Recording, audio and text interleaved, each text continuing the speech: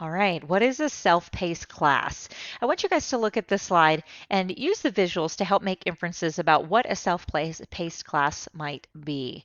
I am hoping that this model that we're going to use for class this year is going to help everyone to be their best and most successful selves. Okay, at this point, we're actually going to pause here and watch a video that's going to help you to be able to explain what your job will be in a self-paced classroom. It's a little bit better quality outside of this video, so we're going to watch it outside.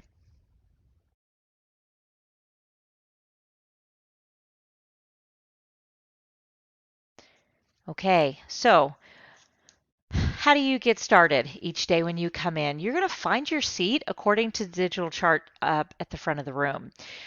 Each day it's going to change. It's probably going to change daily. There will be some times when you're going to be in your home seat. So you will have a home seat that you will go to when we are not doing self-paced classroom learning. We're doing whole group learning.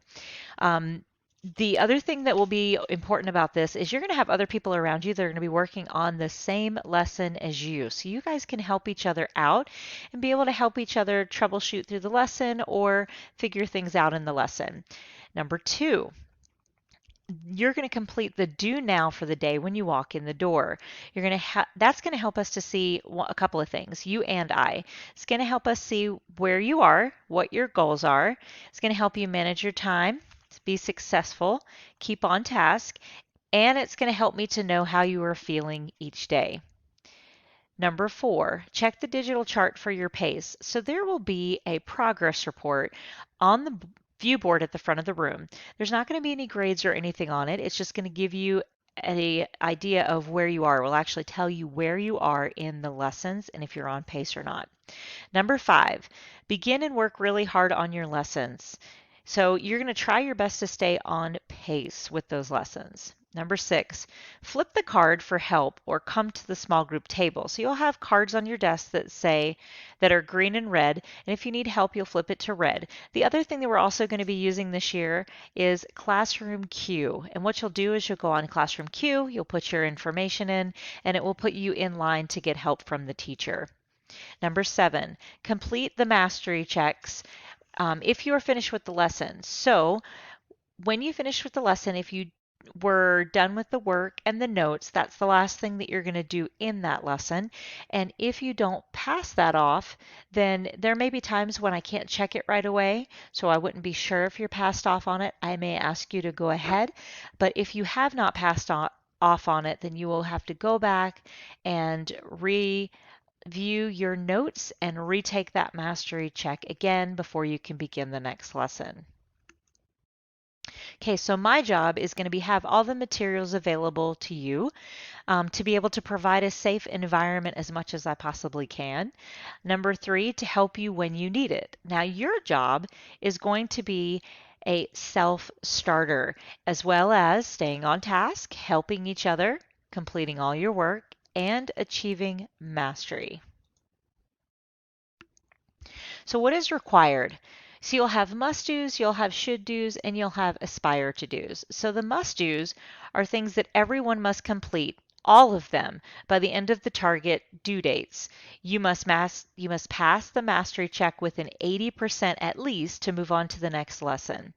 When it comes to should do's, when you're finished with these must do's we just talked about, then those done will be required to complete as many as you can of the should do's. These will solidify the concepts that we are learning. Then you have your aspire to do's.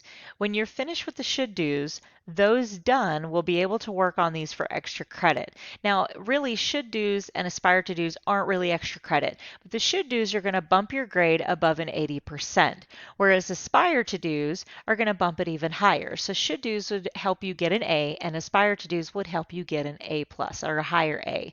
So these will be more applications with digital work or hands-on labs.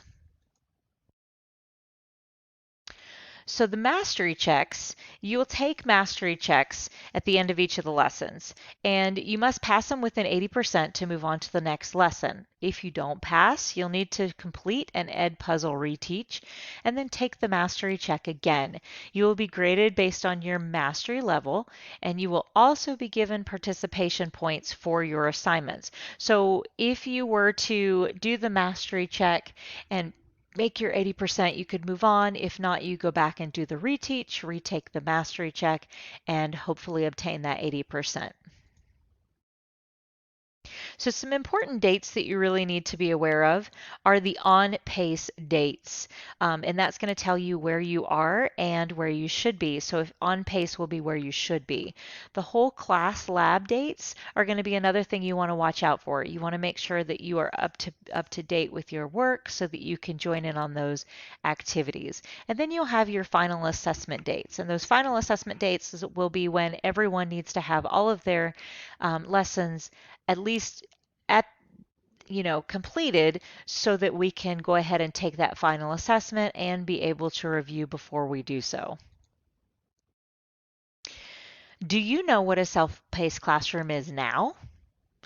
So on your slideshow on Canvas on this assignment, there will be this same button at the end of the slideshow. If you click on this on your home page or on your Canvas page, it will allow you to be able to take the quick quiz on this to see if you've got it. If you would click on that during advisory, you may have an opportunity to do it during this class if you have extra time, or you may have to do it at home when you do have your computer available to you.